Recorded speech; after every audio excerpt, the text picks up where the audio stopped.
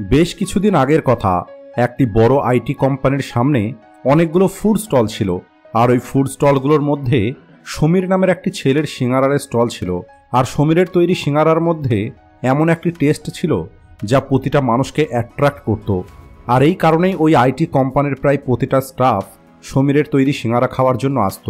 সমীর তার তৈরি সিঙ্গারা মাত্র 5 টাকা থেকে বিক্রি করা শুরু করেছিল। আর ধীরে ধীরে আজ 10 বছর পার হয়ে গেছে। আর আজ সমীর সেখানে টেস্টি বাইট নামের একটি ছোট্ট রেস্টুরেন্ট তৈরি করে নিয়েছে।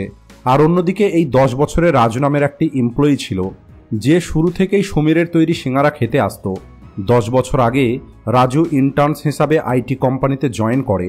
আর এখন রাজু জুনিয়র ম্যানেজার হয়ে গেছে। আর এরপরে একদিন রাজু সমীরের কাছে গিয়ে বলে, আমি 10 বছর থেকে তোমার দোকানে আসছি। তোমার তৈরি সিঙ্গারা 5 টাকা থেকে আজ 20 টাকা হয়ে গেছে। আর তুমি কি এখন ভালো লাভ করতে পারছো? তুমি একবার আমাকে দেখো। আমি এই কোম্পানিতে মাত্র 10,000 টাকা স্যালারিতে জয়েন করেছিলাম। আর আজ আমার মাসিক স্যালারি 10 গুণ বেড়ে গেছে। আর এই কারণেই আমার মনে হয় তোমারও আমার মতোই চাকরি করা দরকার ছিল। কারণ এই সামান্য দামে সিঙ্গারা বিক্রি করে তুমি আর কত টাকাই বা রোজগার করবে? এরপরে সমীর একটু হেসে বলে, যখন আমি ব্যবসা শুরু করেছিলাম তখন আমি প্রতিদিন 200 সিঙ্গারা বিক্রি করতাম। আর তখন এখানে কেবলমাত্র আপনাদেরই অফিস ছিল। কিন্তু আজ এখানে 7টা অফিস হয়ে গেছে। আর এখন আমি প্রতিদিন 400 অর্ডার সেল করি। আগে তো কেবলমাত্র আমি সিঙ্গারা বিক্রি করতাম, কিন্তু আজ আমার কাছে নিজের একটি ছোট্ট রেস্টুরেন্ট আছে। আর আমার কাছে এখন 15টারও বেশি আইটেম আছে, যেখান থেকে আমি প্রতি মাসে আপনার থেকে 3 গুণ বেশি টাকা রোজগার করি। আর এখন আপনি আমাকে বলুন, যদি আমি আপনার মতো অফিসে চাকরি করতাম তাহলে আমি কি আজ এত টাকা রোজগার করতে পারতাম? এছাড়া সমীর বলে, আপনি 10 বছরে ইন্টার্নস থেকে জুনিয়র ম্যানেজার হয়ে গেছেন, কিন্তু এখনো পর্যন্ত আপনি অন্যের জন্যই কাজ করছেন, যে কারণে আপনার বস এবং তাদের ছেলেমেয়েরা ধনী হবে। কিন্তু আমি হলাম নিজেই আমার মালিক। আর আমার সন্তানকে কাজ করার জন্য জিরো থেকে শুরু করতে হবে না, বরং সে আগে থেকেই একটি সেট বিজনেস পেয়ে যাবে, যে বিজনেসটাকে সে আরও বেশি আগে নিয়ে যেতে পারবে। এখন আমাদের মেনুতে 15টা আইটেম আছে, হতে পারে ভবিষ্যতে সেটা 30টা হয়ে যাবে। আর এরপরে আমি প্রতি মাসে হয়তো আপনার থেকে 10 গুণ বেশি টাকা রোজগার করতে পারবো। আসলে আমাদের দেশে হোয়াইট কলার জব একটি মিথ। বেশিরভাগ মানুষের মনে হয় ভালো টাকা রোজগার করার জন্য তার কাছে চাকরি থাকতেই হবে। যদিও চাকরি করে মানুষ খুব বেশি টাকা রোজগার করতে পারে না, কিন্তু তারপরেও আমাদের দেশের 90% মিডল ক্লাস মানুষ চাকরি করে। আমাদের এবং আমাদের বাবা মায়ের আজও মনে হয় বিজনেস অথবা নতুন কোনো কাজ শুরু করাটা একটি বেস্ট চয়েস নয়। এর থেকে ভালো হলো পড়াশোনা করো, ভালো চাকরি করো। আর এই চিন্তা থেকে যে সমস্যাটা হচ্ছে সেটা হলো আমাদের দেশে ওয়ার্কিং ক্লাসের সংখ্যাটা বেড়ে চলেছে। অর্থাৎ কাজ করার জন্য মানুষ তো অনেক আছে, কিন্তু কাজ আছে খুবই কম। আর এটাই হলো কারণ আমাদের দেশের আনএমপ্লয়মেন্ট রেট দ্রুত বেড়ে চলেছে। মানুষের মনে হয় যদি প্রতি মাসে লক্ষ টাকার বেশি রোজগার করতে হয় তাহলে এটা কেবলমাত্র ভালো পড়াশোনা, ভালো চাকরি করেই সম্ভব। দেখুন, এই কথাতে কোনো সন্দেহ নেই যে চাকরি হলো একটি সিকিউর এবং ট্র্যাডিশনাল একটি অপশন। কিন্তু আপনাকে এটাও বুঝতে হবে, যেমনটা আজ আমাদের দেশের জব মার্কেটের অবস্থা, সেখানে নিজের একটি বিজনেস শুরু করাটা অনেক ভালো একটি সিদ্ধান্ত হতে পারে। দেখুন, আমি এই ভিডিওতে আপনাদের কোনো স্টার্ট আপ আইডিয়া দেব না, আর না আমি আপনাদের এমন কোনো আইডিয়া দেব যেখানে আপনার অনেক বেশি টাকার প্রয়োজন হবে। বরং আজ আমি আপনাদের এমন কিছু স্মল বিজনেস আইডিয়া শেয়ার করব যে বিজনেসগুলোর জন্য আপনার না বেশি টাকার প্রয়োজন হবে, আর না এগুলো কোনো ইউনিক বিজনেস আইডিয়া। বরং এগুলো হলো এমন কিছু বিজনেস আইডিয়া যা একটি সাধারণ মানুষও শুরু করে প্রতি মাসে ভালো টাকা রোজগার করতে পারবে। প্রথম আইডিয়া হলো ফাস্ট ফুড স্টল। ভারতীয়দের যখন প্রয়োজনের কথা বলা হয় তখন খাবার, পোশাক এবং ঘর, এই 3টে জিনিসের কথাই বলা হয়। আর এই 3টের মধ্যে খাবারকে সবার প্রথমে রাখা হয়। আর যদি আপনি ভালোভাবে দেখেন তাহলে দেখতে পাবেন খাবারই হলো একমাত্র জিনিস যার ডিমান্ড ইন্ডিয়াতে সবথেকে বেশি এবং সবথেকে বেশি সেল হয়। এই খাবারকে যদি অন্য কোনো বিজনেসের সঙ্গে কম্পেয়ার করা হয় তাহলে এটা হলো সবথেকে সহজ এবং দ্রুত স্কেল করা সম্ভব। দেখুন, ইন্ডিয়া হলো এমন একটি দেশ যেখানে প্রতি 100 কিলোমিটার অন্তর ভাষা পরিবর্তন হয়ে যায়, পোশাক পরিবর্তন হয়ে যায়, আর খাবারও পরিবর্তন হয়ে যায়। আজকের তারিখে কত মানুষ আছে যাদের কাছে একটি ইউনিক টেস্ট আছে, নিজের কাছে একটি ইউনিক স্টোরি আছে, আর এরা চাইলে নিজের জন্য একটি ফুড স্টল খুলে নিয়ে অনেক বেশি পপুলারিটি এবং ওয়েলথ ক্রিয়েট করতে পারে। আর আপনি যদি আমাদের রাজ্যের কোনো একটি জায়গায় যান তাহলে আপনি সবথেকে বেশি দুটো ফুড দেখতে পাবেন, সকালে পুরি সবজি আর সন্ধ্যের সময় মোমো। আপনি জেনে অবাক হবেন, এই মোমো যতটা অন্য দেশের মানুষ না খায় ততটা তো কেবল আমাদের রাজ্যের মানুষই খেয়ে ফেলে। উদাহরণ হিসাবে আপনারা এই আর্টিকেলটা দেখুন। একটি ফুড ব্লগারকে একটি মোমো স্টলের ওনার বলেন যে উনি প্রতিদিন 400 প্লেট মোমো সেল করেন, আর প্রতি প্লেট মোমোর মূল্য হলো 40 থেকে 60 টাকা। তাহলে আপনারা বুঝতেই পারছেন ওই মোমো স্টলের ওনার প্রতি মাসে কত টাকা রোজগার করে।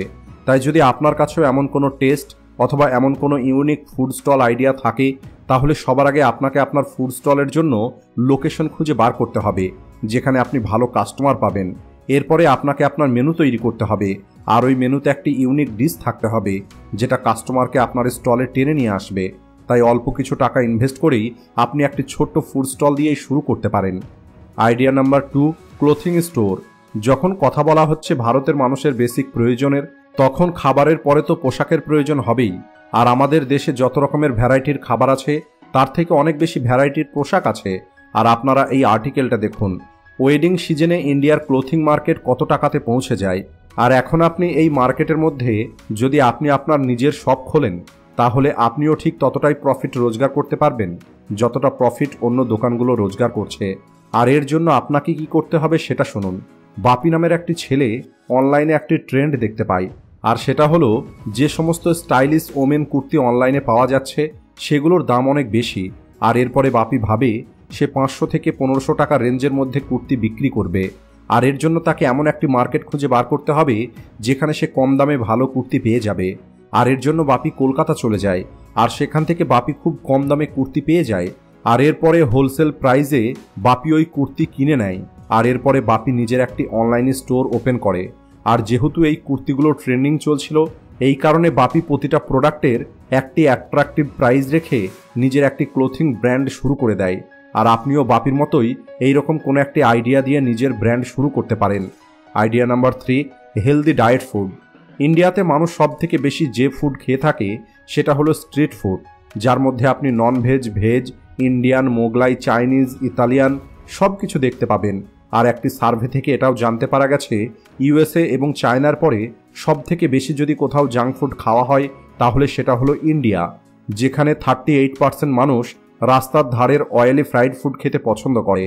আর এই কারণেই আজ হয়তো আপনারা ইনস্টাগ্রামে এই ট্রেন্ডটা দেখেছেন যে অনেক মানুষ healthy food item stall open করেছে। বেশ কিছুদিন আগে আমি পুনে গেছিলাম, আর সেখানে আমি কলকাতার মতোই কিছু ফুড স্টল দেখতে পাই। আর আমি একটা স্টলের কাছে গিয়ে দেখি সেখানে কোনো মোমো অথবা পুরি সবজি বিক্রি করছে না, বরং তারা অল্প টাকাতে হেলদি ব্রেকফাস্ট করাচ্ছে, যার মধ্যে ফুড স্যালাড, পনির, দই এবং স্যুপ ছিল। আর সব থেকে বেস্ট যে পার্ট সেটা হলো উনি ওনার কোনো প্রোডাক্টে অয়েল ব্যবহার করেননি, আর না কোনো প্রসেসড আইটেম ছিল। আর আমি এই ব্রেকফাস্টটা করেছিলাম সকাল 9টার সময়, আর এরপরে বিকেল 4টে পর্যন্ত আমার খিদে পায়নি। আর এরপরে আমি দেখতে পাই প্রতিদিন সকালে অনেক মানুষ এই স্টলে আসে আর হেলদি ব্রেকফাস্ট করে নিজের কাজে চলে যায়। আর এই আইডিয়াটা আমার অনেক ভালো লেগেছে। তাই আপনি যদি একটু হেলদি ফুড আইটেম তৈরি করতে পারেন আর বোরিং খাবারের পরিবর্তে আপনি টেস্টি খাবার মানুষকে খাওয়াতে পারেন, তাহলে মানুষ আপনার কাছে ছুটে চলে আসবে। আর তখন না কেবল আপনি অনেক বেশি টাকা রোজগার করবেন, বরং হেলদি ইন্ডিয়া তৈরি করার জন্য আপনি আপনার একটি কন্ট্রিবিউট রাখতে পারবেন। Business idea number 4, the content business. আজকের দিনে যেভাবে ইন্টারনেটের ব্যবহারটা বেড়ে চলেছে, সেভাবেই আজ প্রতিটা ব্র্যান্ড, প্রতিটা বিজনেস চাইছে তারাও অনলাইনে নিজের একটি জায়গা তৈরি করবে। আর যেভাবে এই ডিমান্ডটা বেড়ে চলেছে, সেভাবেই কন্টেন্ট ক্রিয়েশনের মার্কেটটাও বেড়ে চলেছে।